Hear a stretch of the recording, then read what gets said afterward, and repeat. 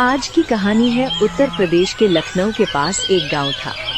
उस गांव में 1 महीने पहले आकर रहने लगा था एक रहस्यमय आदमी। सब उसे प्यार से मटन वाला भैया बुलाते थे, क्योंकि इस गांव में यही आदमी था जो सबसे पहले मटन बेचना शुरू किया। वहां रोज बहुत भीड़ लगती और किसी को नहीं पता था कि आदमी आया कहां से। तो बन गया मेरा टेस्टी टेस्टी मटन। बस 50 में मेरा मटन खाएंगे, फिर देखना कैसे खींचे खींचे आएंगे।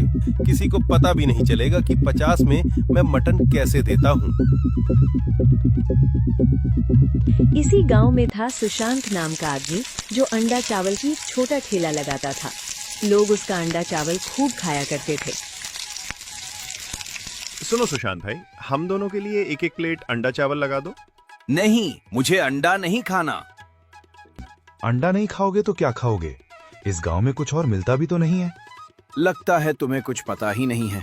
बहुत दिनों से गांव में एक मटन वाला आया है। लोग कहते हैं उसकी मटन बहुत ही स्वादिष्ट होती है। बात तो तुम सही कह रहे हो भाई। चलो, मुझे भी आज मटन खाने का मन कर रहा है।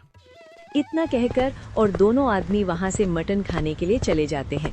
इधर अंडा वाला सुशांत ये सब देखता रह जाता है। कौन आदमी है जो गांव में मटन बेच रहा है?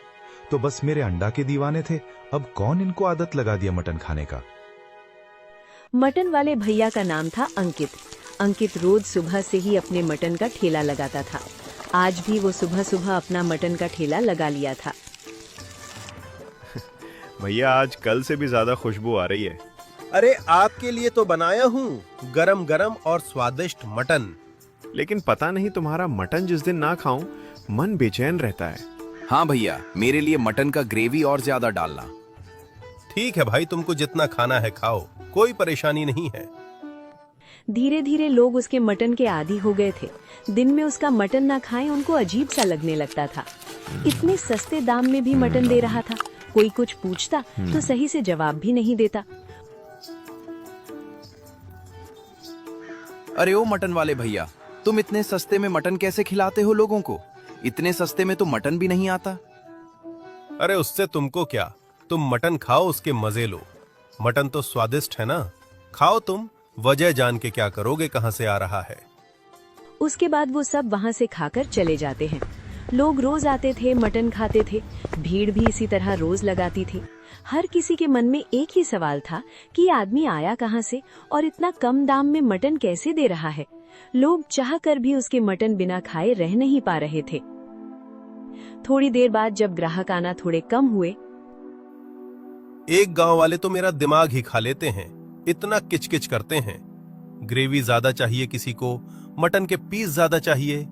एक तो इतने कम में दो, ऊपर से और मानते हैं। कुछ दिन और मेरा मकसद पूरा होते ही मैं यहाँ से चला जाऊंगा। लेकिन ये सब दूर से अंडा वाला सुशांत सुन रहा था। इंसान भी सच में पड़ गया कि आखिर ये सब क्या बोल रहा है। कुछ लोग ऐसे ही पास की दुकान में भीड़ जमाए हुए बैठे हुए थे। लेकिन मुझे एक बात समझ नहीं आता भाई, ये जो मटन वाला है इतना कम दाम में मटन कैसे दे रहा है? इतने में तो मटन का मांस भी नहीं आता। भाई पता नहीं कहाँ खजाना गाड़ रखा है। तुम लोग जो सोच रहे हो ना, शायद उससे भी आगे कुछ और बात है। क्या हुआ भाई? भाई मैं अभी आ रहा था ना, तो अपने कानों से सुना। मटन वाला तुम लोगों के सामने बड़े प्यार से बात करता है। जैसे ही कोई नहीं था तो बोल रहा था, ये गांव वाले मुझे मांग मांग कर परेशान कर देते हैं। उसे दिर और उसके बाद मैं अपना मकसद पूरा करके चला जाऊंगा। ऐसे ही बोल रहा था। क्या सच में? मैं झूठ बोलकर क्या करूंगा? तुम लोग ही देखो, उसके मटन खाए बिना तुम लोगों का मन बेचैन होने लगता है। बिना उसके मटन खाए तो लोग रह नहीं पाते। हाँ भाई, ये तो कुछ और ही मामला लग रहा है। बिना खाए तो मेरा भी मन अच्छा नहीं लगता। गांव के लोग आपस में बात करने लग गए थे। पहले तो लोग यही बात करते थे कि 50 रुपए में मटन कैसे खिलाता है। अब लोग ये भी बात करने लग गए हैं कि सुपर से जो दिखता है वो ऐसे ही अंदर है या कुछ और मामला है। सुशांत को उसे रात नींद नहीं आई और दिमाग में हमेशा उसे मटन वाला ही गुम रहा था। आखिर क्या राज है इस मटन वाले का? सामने से तो बताएगा नहीं, मुझे खुद ही पता करना पड़ेगा। अगर मैं पता कर लिया तो इस गांव का सबसे अमीर आदमी बन जाऊंगा।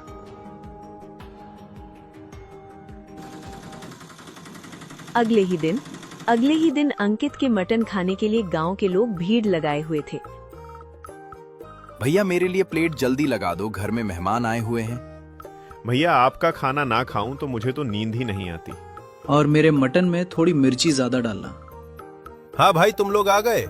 मुझे सबका याद है। तुम्हारा मटन के साथ एक्स्ट्रा ग्रेवी। अरे भाई, तुम्हें मटन का नल्ली वाला पीस और तुम्हारे में एक्स्ट्रा मिर्ची।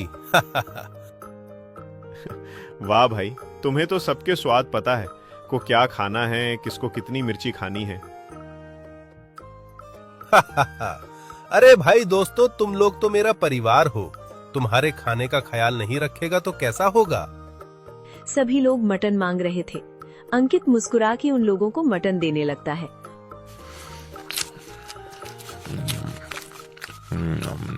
और वहीं कुछ दूर में 2-3 औरतें आपस में बात कर रही थी, जिसमें से साक्षी नाम की औरत रहती है। बहन, मेरा आदमी मुझे कहते थे तुमसे अच्छा खाना इस गांव में कोई नहीं बनाता है। अब देखो, मेरे हाथ का खाना ही नहीं खाते। क्यों, क्या हुआ? कल मैं सोयाबीन और आलू की सब्जी बनाई थी, लेकिन उन्होंने खाना तो छोड़ छुआ तक नहीं उसे। हर घर से 200 रुपए लेकर उसे मटन वाले के पास मटन खाने चले गए। मेरे घर में भी यही हाल है। रोज ना सही, लेकिन हर 2 दिन में एक बार जाते ही हैं। पर वहीं थोड़ी दूर पर कुछ पुरुषों की टोली बात कर रही थी। तुमने खाई क्या उसके मटन चावल? नहीं भाई, खाओ तो मन करता है, बार बार खाओ। नया भाई, मन किया दिमाग बस में वही खाने का करता है। न घर का खाना खाना का मन करता, न कुछ और। तभी सुशांत भी आ जाता है। मुझे पता है तुम लोग कुछ मटन वाले की बातें ही कर रहे होगे। कल रात को मैंने उसे कहीं भी जाते हुए देखा। क्या भाई, तुमने देखा? कहाँ जा रहा था? नहीं भाई, बस मैं दूर से देखा। वो बस पीछे वाली गली से चुपचाप कहीं जा रहा था। लग रहा था कहीं चुपके हुई जा रहा है। सुशांत दुकानदार की बातें सुनकर मन ही मन सोचता है, इसके पीछे जरूर कुछ राज है। अब तो दुकानदार ने भी देख लिया, मुझे आज जरूर इसका पीछा करना चाहिए। और वहीं साक्षी के मन में ये घर कर गया था कि उसके पति बार बार यहाँ के मटन क्यों खाते हैं। ये देखने के लिए वो अंकित के मटन ठेले पर जाती है। अंकित लोगों को मटन दे रहा था। लोग बड़े चाव से उसके मटन चावल खा रहे थे। कुछ देर बाद और सारे लोग वहाँ से मटन खाकर चले जाते हैं। बस सामने से थोड़ा मीठे से बोल दो, सब के सब सर पर चढ़ते हैं, जैसे उन्हें कहीं घर का मैं खाना बना रहा हूँ। लोग तो ऐसे मांगते हैं जैसे भुक्कड़ हो। तो इतने कम दाम में इनको मटन दे रहा हूँ, फिर भी लोग और मांगते हैं। साक्षी चुपचाप अपने घर की तरफ आ जाती है।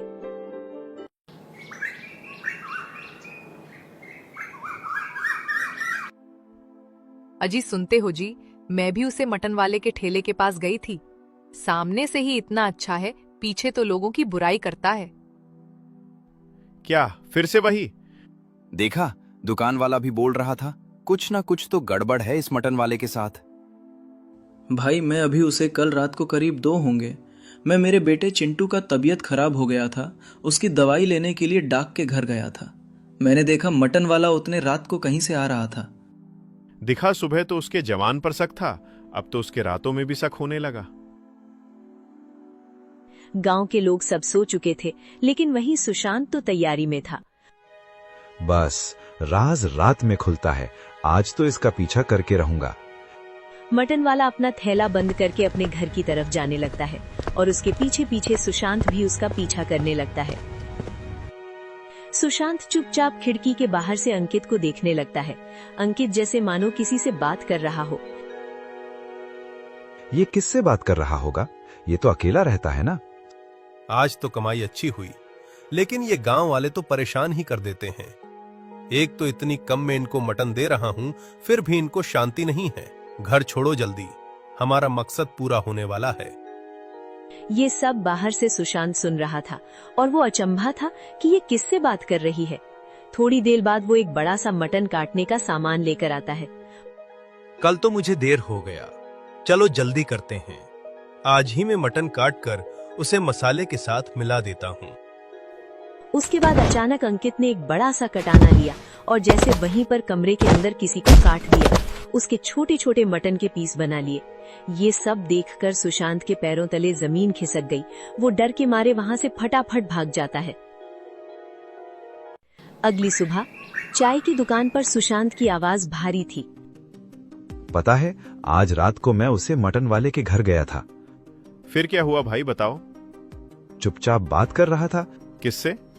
पता नहीं, मगर साफ किसी को जवाब दे रहा था। सबसे हैरानी की बात क्या है बताऊं? वो अचानक से किसी से बात किया, उसके बाद एक काटना लेकर किसी को फट से काट दिया। ये सब बातें सुनकर वहां पर खड़े लोग सब चौंक जाते हैं। तो तुम्हारा कहने का मतलब ये हमें किसी जानवर या कुछ अर का मांस खिला है? लेकिन भाइयों, खाने में तो बिल्कुल मटन जैसा ही स्वाद आता है। हाँ, लेकिन मुझे नहीं पता कि वो क्या काट के उसका मांस लिया, लेकिन कुछ तो गड़बड़ है। वरना 50 रुपए में वो इतना सारा मटन कैसे खिलाता है? 50 रुपए में तो कच्चा मांस भी नहीं आता। हाँ, और वो कह रहा था कि हमारा मकसद मैं नहीं भूलूंगा। अब तो मुझे पक्का लग रहा है इस मटन के पीछे कोई सीधी बात नहीं है। मगर कुछ भी कहो, मेरा तो अब उसका मटन खाने का मन ही नहीं कर रहा है। अब बात बहुत आगे निकल चुकी है। अब गांव में लोग सिर्फ इतना नहीं पूछ रहे थे कि अंकित 50 रुपए में भरपेट मटन कैसे खिला देता है। अब उनके मन में डर भी घर कर चुका था। अगर मटन इतना कम में इतना सब मिल रहा था तो उसके पीछे आखिर चल क्या रहा था। अगली शाम ठेला वैसे ही लगा था। भीड़ पहले जैसी थी। अंकित सामने से पहले जैसी मीठी बातें कर रहा था। आओ मेरे भाई लोग, मटन गरम गरम है, शर्माना मत। जितना मन लगे उतना खाना भाई लोग। आज तो मटन बहुत स्वादिष्ट है। मन कर रहा है एक प्लेट और खा जाऊं। मन करे तो उसे नहीं रोकते आप, एक प्लेट और खा लो। वो आदमी एक प्लेट और खाकर वहां से चला जाता है। अब गांव वाले को शक हो गया था, तो सारे गांव वाले सीधा मुखिया से मिलने का फैसला करते हैं और मुखिया के पास जाते हैं। मुखिया जी, गांव के सारे लोग उसे मटन वाले के पास मटन खाने जाते हैं। इसमें क्या परेशानी है? मैं भी उसके मटन खाए, बड़ी स्वादिष्ट लगते हैं। सुशांत ने थोड़ा हिचकिताते हुए प्रधान को कहा। प्रधान जी, आपको थोड़ा अजीब लगेगा, पर मैंने पिछली रात ही उसको किसी से अकेले में बात करते देखा है। घर के अंदर ही कुछ मांस कट रहा था। प्रधान जी, आप कुछ करिए। पता नहीं वो किस चीज का मांस बेच रहा है। लोग उसके पास खींचे कैसे जा रहे हैं। कुछ तो है उसके मटन में। उनकी सारी बात मुखिया ने सुनी। ठीक है, तुम लोग चिंता मत करो। कल ही मैं किसी को बुलाता हूँ और उसके ठेले की जांच करते हैं। अगले ही दिन प्रधान के साथ गांव के कुछ लोग और साथ में एक फूड इंस्पेक्टर को बुलाया जाता है। जी देखिए, फूड इंस्पेक्टर हूँ। गांव में चर्चा है और साथ वो फैला हुआ है, जिसके कारण हमें साफ साफ जानना है कि खाने में कोई गड़बड़ तो नहीं। जो देखना है देख लीजिए साहब, हमारे खाने में कोई परेशानी नहीं है। इंस्पेक्टर ने कढ़ाई देखी, मसाले देखे, मटन देखा, पकाने का तरीका देखा। फिर उसने थोड़ा खाना चखा, एक और, फिर दूसरा, फिर तीसरा। लोग दिल थाम के इंस्पेक्टर की तरफ देख रहे थे और उसका जवाब सुनने के लिए बेकरार थे। खाना बहुत अच्छा है, साफ सफाई भी ठीक लग रही है। मुझे यहाँ कोई सीधी गड़बड़ नहीं दिख रही। इतना कहकर वो चला गया। मुखिया जी और सब लोग क्या करते हैं, वो लोग भी वहां से चले जाते हैं। लगता है गांव वालों को मुझ पर शक हो गया है और ये मेरा क्या ही बिगाड़ लेंगे। चाय की दुकान पर सब। भाइयों, क्या हुआ? जांच में तो गए थे ना तुम लोग? क्या पता चला उसके खाने में क्या है? क्या बोले भाई? सब लोग गए थे, लेकिन उसके खाने में कुछ मिला नहीं। भाई, मुझे तो लगने लगा है ये सुशांत का अंडा चावल का दुकान जब से बंद हुआ है, वो शायद उसे मटन वाले पर इल्जाम लगा रहा है। लेकिन इतना सब बातें झूठी नहीं हो सकती। सुशांत उन लोगों की बातें सुन रहा था और चुप था। मेरी बातों पर विश्वास ही नहीं, मैं इन लोगों को सबूत लाकर ही दिखाऊंगा। ऐसे ही एक रात दूर कुत्ते भौंक रहे थे। करीब रात के 12 बज रहे होंगे।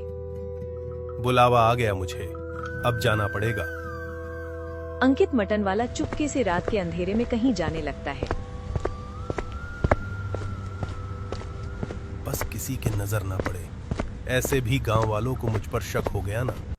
जल्दी जाकर सामान लेकर आऊंगा। अंकित चुपचाप दबे पांव तेजी से चलने लगता है और उसे क्या पता था कि गांव के पीछे गांव का चौकीदार उसे देख लेता है। इतना दूर से एक परछाई देखी। जब उसने ठीक से देखा तो उसे अंकित मटन वाला दिखा जो कहीं जा रहा था। अरे ये तो वो मटन वाला है। उसका मटन पूरे गांव में छाया हुआ है। इतनी रात को ये कहाँ जा रहा है? गार्डन कुछ देर तक जाता देखता रहा। सुबह होते ही उसने ये बात गांव के एक आदमी को बता दी। आदमी ने 2 और लोगों को कहा। दोपहर तक बात फैल गई। लोग बातें करने लगे। बात फैलते फैलते सुशांत के कानों में पड़ जाती है। बात अब सर से ऊपर जा चुका है। मुझे इसका राज खोलना ही पड़ेगा। अगली रात सुशांत ने ठान लिया कि अगर मटन फिर कहीं जाएगा तो वो उसके पीछे जाएगा। रात गहरी हुई। अंकित फिर निकला। इस बार सुशांत दूर दूर से उसके पीछे चलता रहा। गांव से बाहर सूखे कुएं के पास एक आदमी खड़ा था। उसके पास एक बोरा रखा था। किसी को पता तो नहीं चला? नहीं पता चला। मैं किसी को पता चलने ही नहीं दूंगा। ना हमारा मकसद कैसे पूरा होगा। ये लो तुम्हारा सामान। आज ज्यादा डाल दिया हूँ। सामान सही से है ना इसके अंदर? हाँ हाँ, जो तुमने बोला था वही है। ठीक है, फिर मैं जा रहा हूँ। कल आऊंगा। इतना कहकर दोनों अपने अपने रास्ते चले जाते हैं। ये सब सुशांत दूर से ही देख रहा होता है। सुबह उसने चौपाल पर आकर सब बता दिया। अब तो मैंने अपनी आंखों से देख लिया। रात में गांव के बाहर किसी आदमी से बोरा लेकर आया है। और दोनों क्या बोल रहे थे? किसी को पता तो नहीं चला। मैं किसी को पता चलने ही नहीं दूंगा। और हमारा मकसद तो याद है ना? अब भी कोई कहेगा कि सब ठीक है? नहीं, अब तो बात बहुत साफ है। बोरे में क्या था ये भी देखा। बोरे के अंदर क्या था ये तो मैं साफ साफ देखा नहीं पाया, लेकिन उस बोरे से खून टपक रहा था। पर ये सबसे परे अंकित अपना मटन का ठेला लगाया हुआ था। जो लोग ये बात को अफवाह मान रहे थे वो लोग उसके पास खाने आ रहे थे। भैया और थोड़ा मटन दो। तुम्हारा मटन है ही इतना स्वादिष्ट। एक बार में मन ही नहीं करता मेरा। हाँ भाई, और लो, ग्रेवी को चावल लो। मन ही मन अंकित सोच रहा था। खाओ खाओ गांव वालों, अब तो कुछ दिन और ही बचे हैं। गांव वाले सुशांत की बातों पर यकीन नहीं कर रहे थे, जिसके कारण उसने रात को चौपाल में गांव के कुछ लोगों को बुलाया। आज तुम लोग मेरे साथ चलो। मैंने जो कहा उसका सबूत दूंगा। अगर तुम लोगों को यकीन ना हुआ, मैं जो तुम कहोगे वो करूंगा। गांव वालों ने सोचा कि सुशांत की आखिरी बार मान लेते हैं। गांव के सभी लोग सुशांत के साथ अंकित के घर पर जाते हैं। रात के कुछ 11-12 बजे होंगे। अंकित किसी से बात कर रहा था। कल ही अमावस है। कल हमारा मकसद पूरा हो जाएगा। उसके बाद अंकित ने एक कटाना निकाला और वहां पास खड़े एक बकरे की उसकी फट से काट दिया और उसके मांस निकाल कर रख दिया। लेकिन कुछ ही देर में बकरा फिर से जिंदा हो जाता है। ये सब देखकर गांव वाले हक्का बक्का हो जाते हैं। गांव वाले जोर जोर से चिल्लाने लगे। अंकित डर के मारे अपने घर से बाहर आ जाता है। अंकित, आपको छुपाने की जरूरत नहीं है। सबको पता चल चुका है। ये सब क्या है? ये बकरा है या असुर है? कितने दिनों से हमको किस चीज का मांस खिला रहे थे? बताओ, आखिर क्या बात है?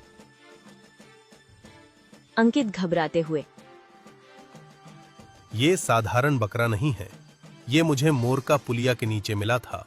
जिस दिन मैंने इसे काटा, अगली सुबह ये फिर जिंदा हो गया और ये बकरा मुझसे बात करने लगा।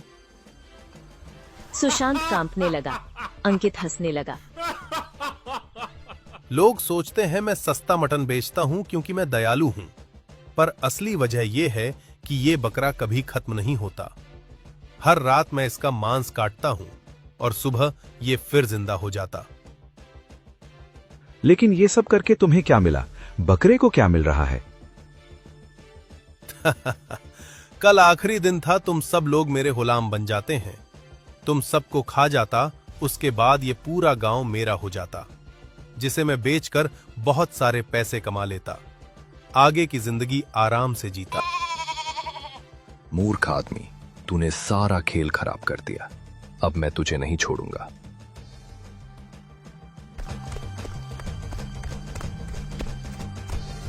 उसके बाद बकरे ने उसे आदमी को दौड़ाई और पास के कुएं में दोनों ही गिर के गायब हो जाते हैं। लोगों ने कुएं के अंदर झांकने की कोशिश की, लेकिन कुएं के अंदर ना ही बकरा था और ना ही अंकित। उसी दिन से कभी ना अंकित दिखाई दिया, ना ही वो बकरा। कुछ ही दिनों बाद सुशांत अपना अंडा चावल का दुकान चलने लगता है। लेकिन कहानी यहीं खत्म नहीं हुई, क्योंकि कई महीनों बाद एक दूसरे गांव में खबर फैली। एक नया आदमी आया है जो सिर्फ 50 रुपए में भरपेट मटन खिलाता है। चलो हम सब वहीं पर चलते हैं।